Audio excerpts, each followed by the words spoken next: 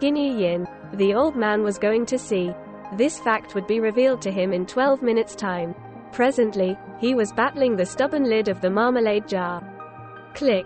Finally. Ah, that smell. A clandestine nighttime plucking of oranges on a Spanish street had gone into making that sweet preserve. Victory achieved. Jack sent his knife into the very corners of the jar. He scraped the amber jelly onto his single slice of wholemeal toast. That was the last of it now. Oh well, there we go. Outside, chill rain smothered the neighborhood cats. His own, Frida, sat on the back doorstep in a straggly hump and ignored by Jack, whose mind was soaked in sunny memories 5 decades old. Every August, retired music teacher Jack had spent the entire month somewhere warm, striding miles through countryside, scaling goatee mountains and pootling along tangy coastal paths. Not last year. Acute tendinitis had scuppered that.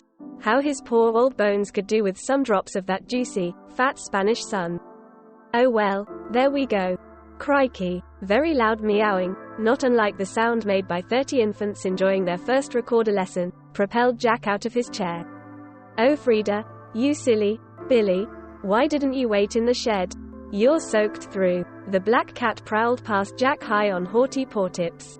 Let's open this, shall we, girl? Was saving it for the weekend but looks like it'll hit the spot now, eh?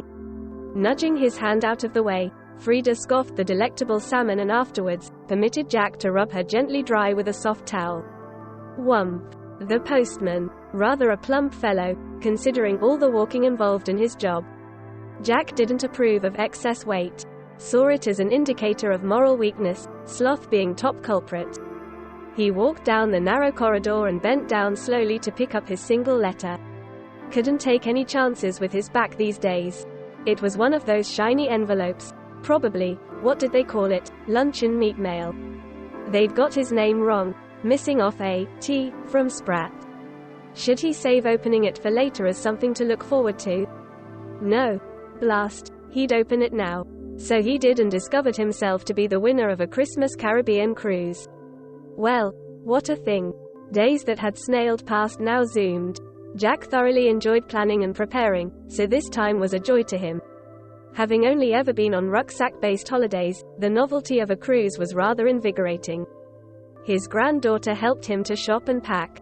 No matter how many times Hannah assured him that he wouldn't be bored, describing the variety of many on-board activities, Jack couldn't shift the notion of chubby idlers becoming deck chair lobsters. Still, he enjoyed his own company well enough.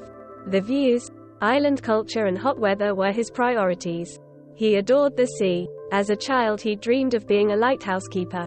Into his brand new blue suitcase went Yorkshire tea bags, English mustard and a shirt he'd bought in Spain but never worn.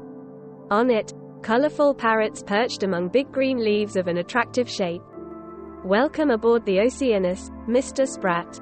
I hope you have a pleasant trip with us, said the young receptionist.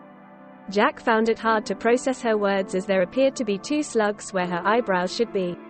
Most of his concentration was absorbed by this spectacle. He was glad to eventually have the key card grasped in his hand. Down far more steps than seemed right and then he was at his door, number 147.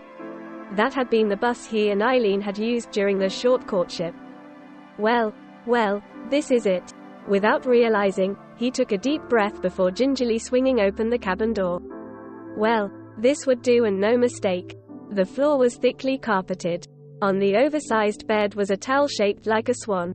How clever. A synthetic rose miasma of cleaning products decided his next action. Before even identifying the location of the nearest muster point, Jack removed his shoes, placed them neatly by the door and opened the door to his private balcony. He looked out upon open sea.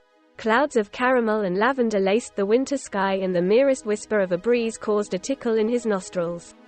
Jack sneezed. Bless you, chortled a deep and mellow voice. Embarrassed, Jack fumbled for his handkerchief. He turned his head in the direction of the sound and saw that an opaque panel divided his cabin from that of his neighbor. It stretched all the way up to the next floor, affording total privacy, well, visually anyway. He didn't know what to say and didn't have to worry for long. So, we are neighbors, came the voice behind the panel, with a resonance that made Jack think of a cello solo.